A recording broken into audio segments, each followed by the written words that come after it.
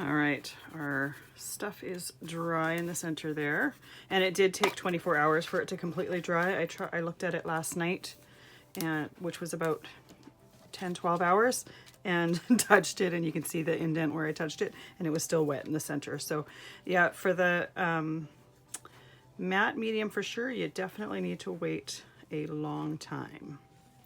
But if you're doing a bunch of them, it's not really a big deal to do a whole bunch and have them sitting out to dry.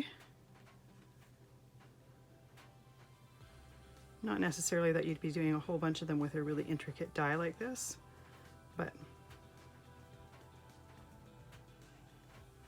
so once again, I am putting the glue all around all of those little bits that stick in, as well as the perimeter of my piece of cardstock here. I want to make sure that they are glued down really well. There we go. So we're going to match up our snowflake opening.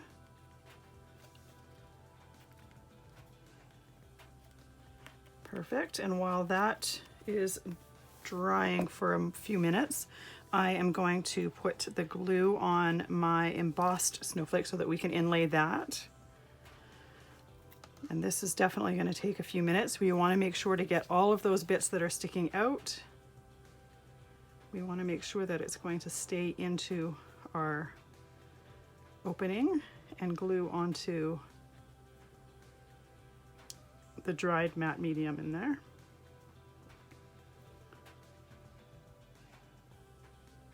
So anything that sticks out, I'm putting glue on, as well as the center part there. I want to make sure that that gets glued into place really well. And once again, I'm using Collage medium that dries matte and it dries clear. So if any of this goes onto the cardstock front of my card, it's not going to show.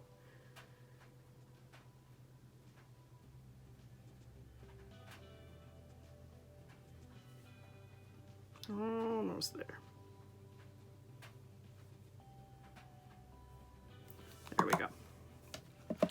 All right. So once again, we're going to pop it into there like a puzzle piece.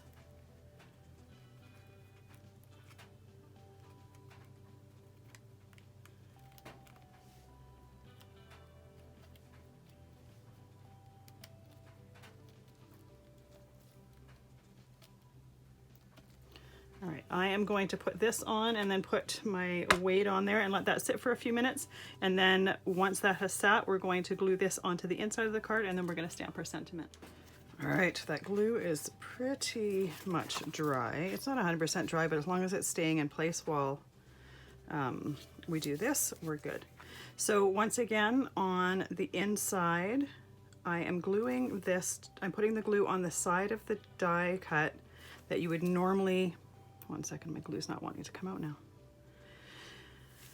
I'm putting the glue on the side of the die cut that you would normally have facing out, the part that's rounded, because I want to inlay it into that opening. Now, the reason for the tree was because it was not asymmetrical and would look kind of funny. This, I think it would look kind of funny if it was flipped around. But if you chose and you wanted it to be flipped around and have the nicer side of the die cut sticking out, that's totally fine. This is just to cover all of that stuff that's inside there, just to make it look a little bit neater. Same as the other die cut, I am putting the glue on all the pieces that are sticking out here.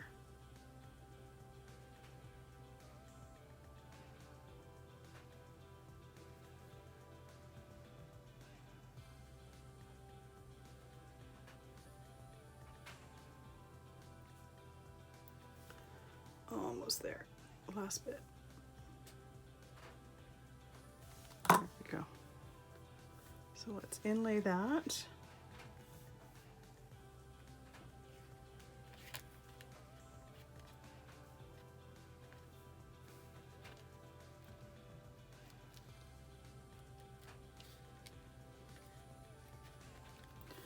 And once again, I'm going to put my weight on there, let that sit for a few minutes, and then we will be back and we will stamp our sentiment. All right, so those pieces are stuck. The last step is to stamp our sentiment. We're going to use the stamp positioner again so that we can place it exactly where we want, and then if it doesn't stamp perfectly, we can re-ink our stamp to do that.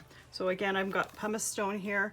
It's the same, it's a similar color to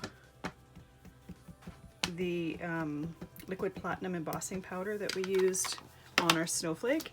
It's a gray that's got a bit of a brown tone to it. It's pretty good, but I'm just going to do it again.